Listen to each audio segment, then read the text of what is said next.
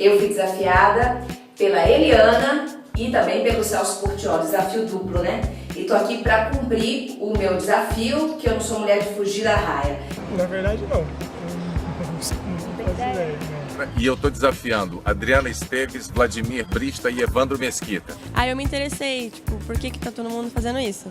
Aí eu fui atrás e procurei, pesquisei. Seu cérebro não sofre prejuízo nenhum, mas só que seu corpo fica um vegetal. Esse bodão de gelo aqui, ó. Tanto que eu fiz a doação.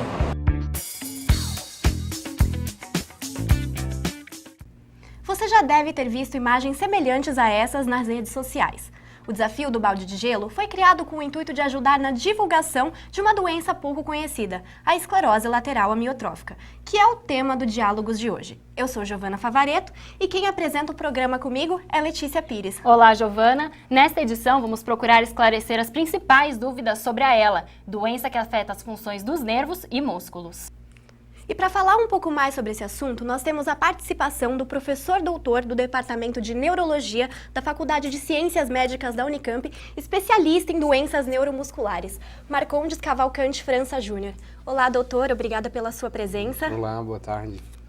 Doutor, então o que a gente sabe é que esclerose, dificulta os movimentos, lateral atinge apenas um lado do corpo e a amiotrófica atrofia os músculos. Sabendo disso, qual que é a origem dessa doença? Essa é uma boa pergunta, na verdade. A doença ela foi descrita no século XIX, então a gente já conhece a doença há um bom tempo, mas as causas dela ainda são, em boa parte, desconhecidas. Em torno de 10% dos pacientes, a doença tem causa genética.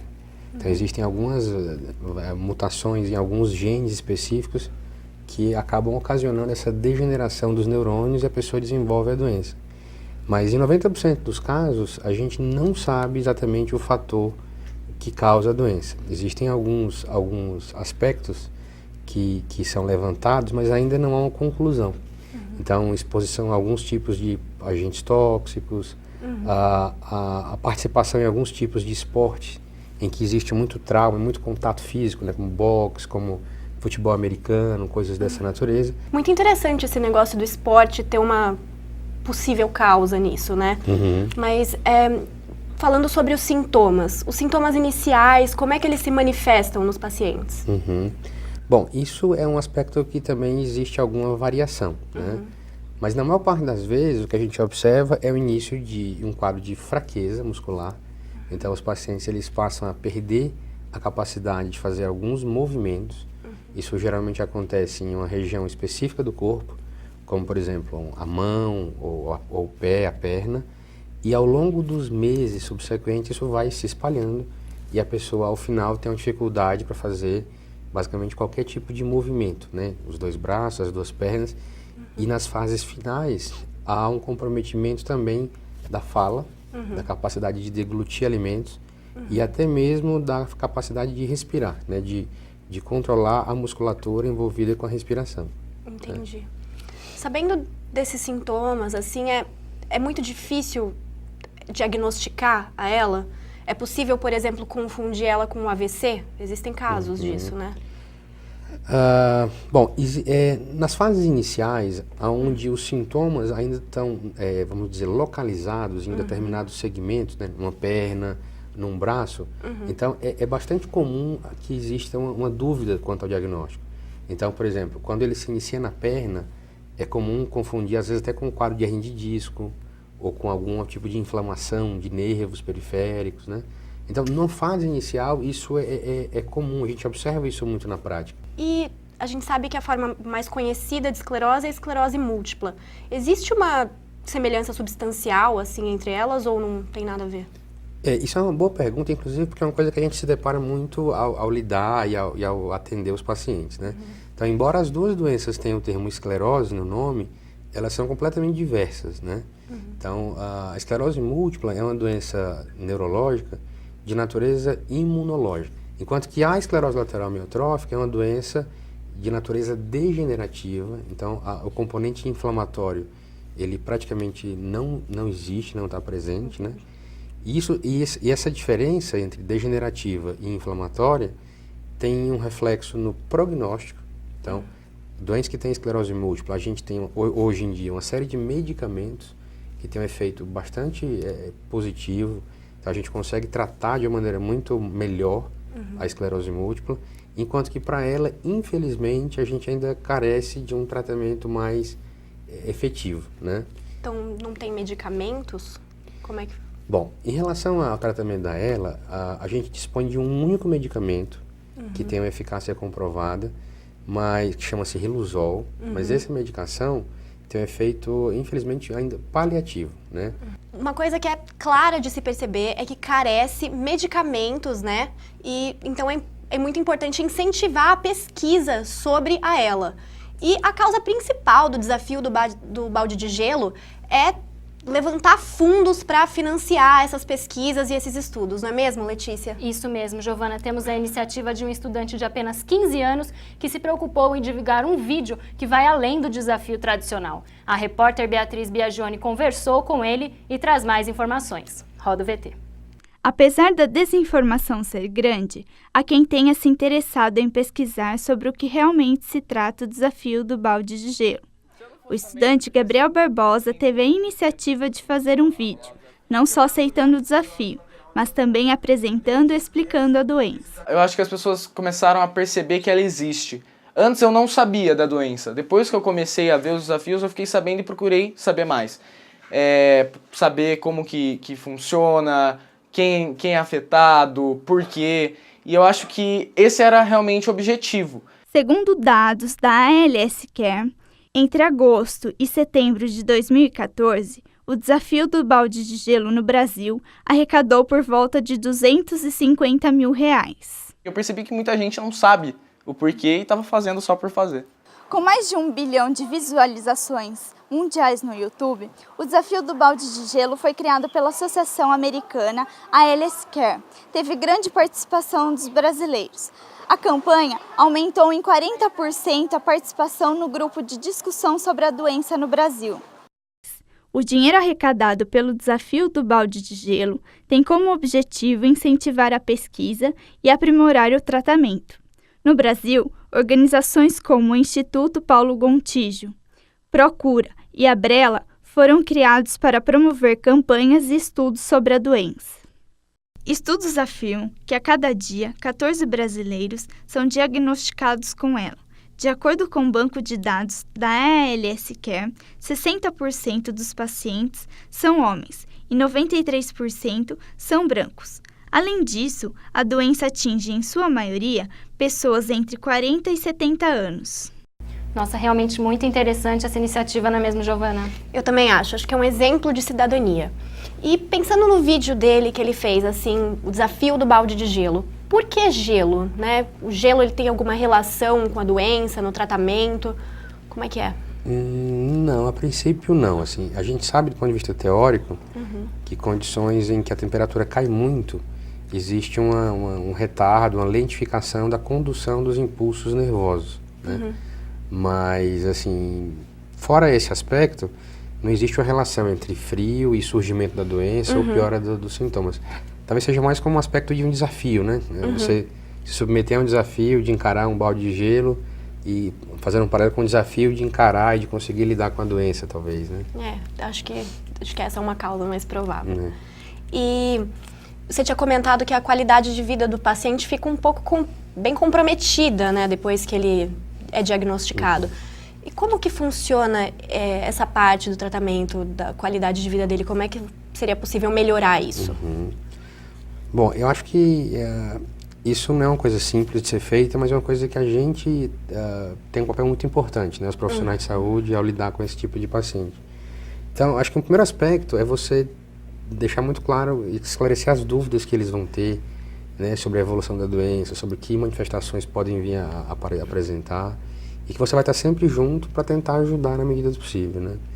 O outro aspecto é procurar fazer o que a gente chama de tratamento sintomático, né? Então, embora a gente não tenha, eu sempre falo isso para os pacientes, a gente não tem uma coisa curativa, isso não quer dizer que não exista tratamento, né? Então, você tem tratamento que vai ajudar a aliviar e a remover uma série de sintomas. Como eu comentei já, a cãibra você consegue ajudar, você consegue melhorar, por exemplo, a deglutição. através de modificações na alimentação, terapia fonoaudiológica. Você consegue melhorar a qualidade do sono com medicações também. Então você vai atacando e vai melhorando uma série de sintomas que agravam e que pioram a qualidade de vida desse paciente, né?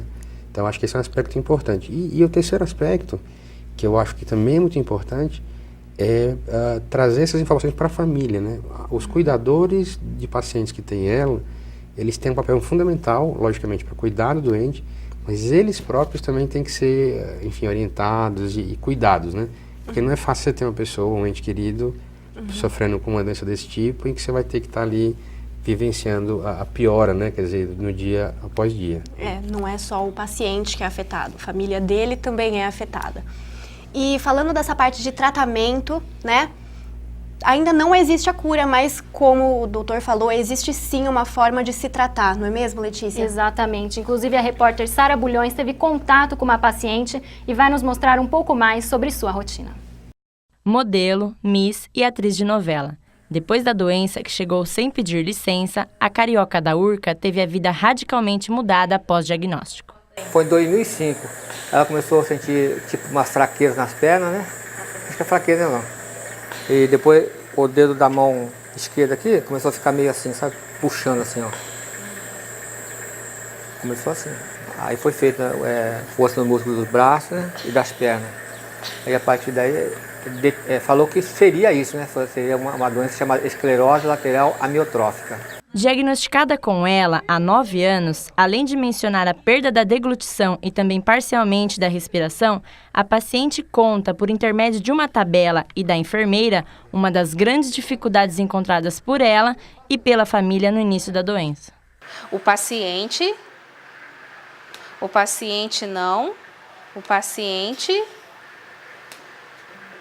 só sofre, o paciente sofre. Os familiares não achavam que ela estava fazendo pirraça, que ela não queria, que era coisa da cabeça dela, né?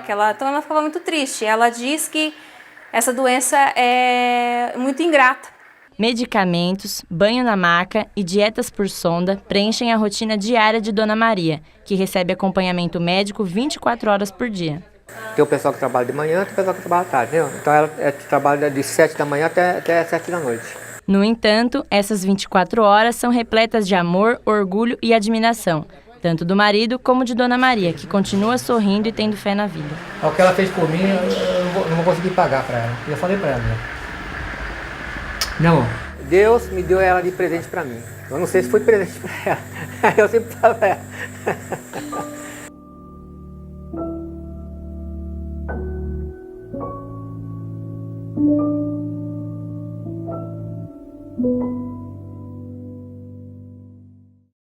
Muito emocionante esse carinho, né, que os familiares dela têm com ela. Mas uma coisa que eu tenho dúvida, assim, ela usa uma gaze aqui, né, e pessoas que têm ela salivam muito. Existe alguma coisa que pode ajudar a retardar esse salivamento? Como é que é? Isso é uma pergunta importante, né? Na verdade, esses pacientes, eles não têm um aumento da produção da saliva.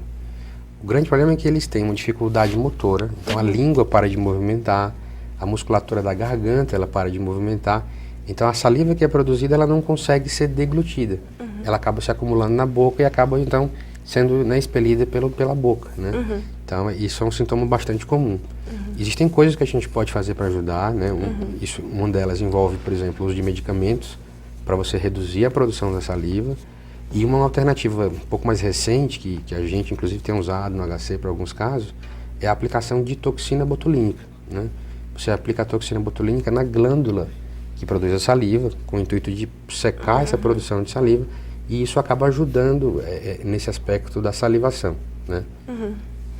Uma coisa muito interessante é que o tratamento, né, se utiliza bastante de fisioterapeutas e de fonoaudiólogos, né?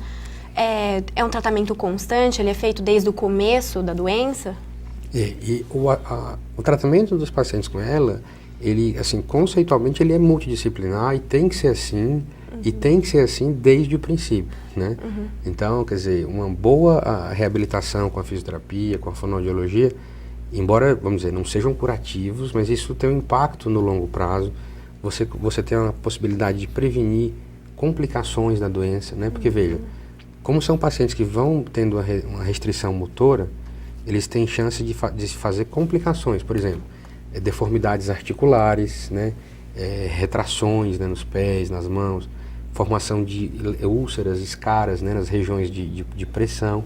E esse tipo de complicação, ele é grandemente assim, prevenido com medidas de reabilitação. Então, a fisioterapia, tanto motora quanto respiratória, é uma coisa fundamental, tem que ser realmente orientada desde o começo, né? E a mesma coisa vale para a fonoaudiologia, né?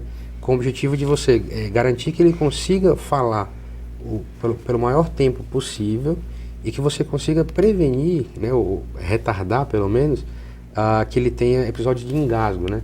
Em que ele tenha, por exemplo, a aspiração de alimento ou de saliva para as vias aéreas, que podendo gerar uma pneumonia, que é um dos grandes temores que a gente tem no cuidado desses pacientes, né? Entendi.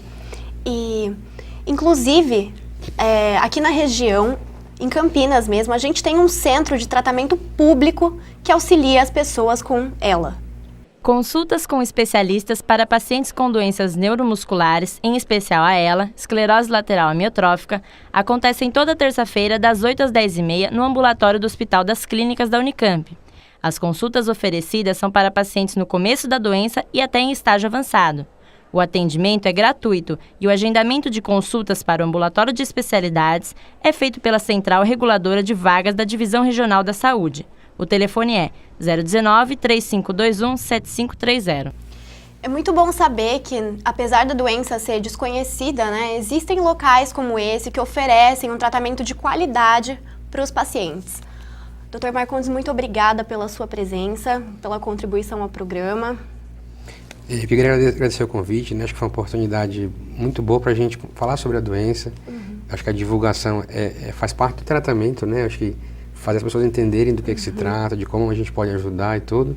E até no sentido de saberem também que há centros, né? Como a gente tem lá no HC, em que a gente pode ajudar os pacientes, fazer diagnóstico e tudo, né?